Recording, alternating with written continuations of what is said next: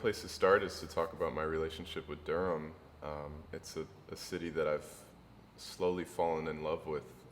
Every trip that I've gotten to come and visit over the past few years. First, I was invited by Duke University just to do a master class and play a concert. And you know, I didn't really know anything about it, but I soon found out that it's a really hip place, a vibrant culture. It's got a whole scene of young musicians who are really anxious about the music. So it just struck me as one of those special places. You keep hearing about all the great musicians and artists who live here, and that there's a really special, thriving scene here.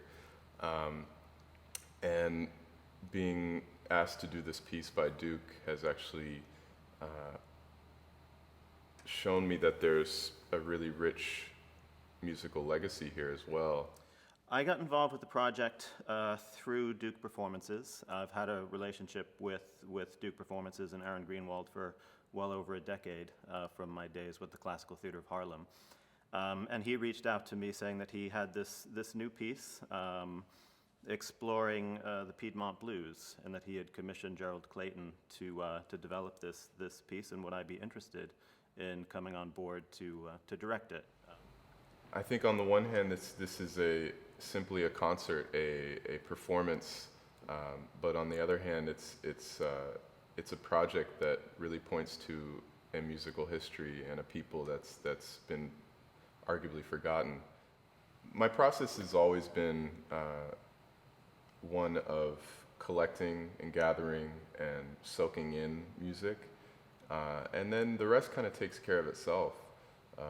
So the first thing that really spoke to me as far as the Piedmont tradition was listening to Elizabeth Cotten and recognizing a certain humility in her expression that literally brought me to tears. And moments like that are sort of a light bulb that say, this is what this project is about. This is what I'm trying to take and present to people. When I started doing research on this project, my understanding of the Piedmont Blues was like any other layman. You know, it was kind of abstract. It was based on the narratives that surround the music.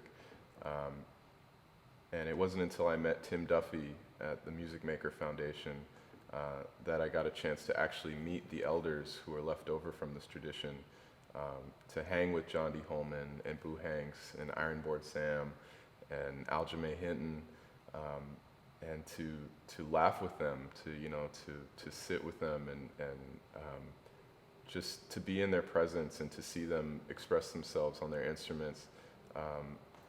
It was a really profound experience, and I think it was a light bulb. It sort of showed me that this is what this piece is about.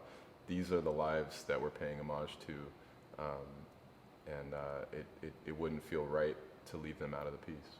So the process thus far has been spending time in Durham.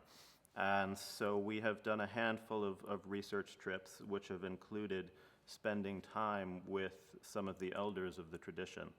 We have basically listened as they've told us their story through music. And we've been capturing all of this on film, which will become part of the visual aspect of the project. So we're cutting together, for lack of a better term, a series of music videos, if you will, that will be projected during the performance. I can see the evening sort of breaking down into, the narrative breaking down into three main parts: the struggle, the language of the Piedmont, and the flight of the blues afterwards.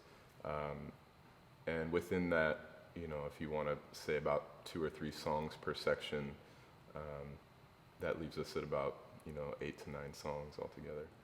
Lizz Wright is an absolute angel, a musician, a vocalist that I've admired for many years, and only had the chance to make music with on a handful of occasions. So I'm really excited at the chance to explore our connection further. And we got a chance to get together and sort of look at all of the material that I've been gathering, and the research that I've been doing on this project. And I could just see her light up. I think this really speaks to her because she's a native of the region, and she's doing her own research into the folklore, into the music of North Carolina. So it seems like it's a match made in heaven. The project is commissioned by Duke Performances with co-commissioning support from Strathmore, the Savannah Music Festival, and the Modlin Center. All amazing institutions who have been incredibly supportive of the idea. The arm of the blues is very far-reaching, you know, that it's affected so many art forms, and it's a testament that the blues is not just a style of music, but an actual philosophy, you know, an expression of an entire culture. And its relevance is sort of never ending. And, you know, a lot of people have put in really hard work on preserving that and reminding people that the blues is at the core of everything. And I think this is another chance for us to point to a language that stemmed out of that same expression as it relates to this specific region. I think it's important work.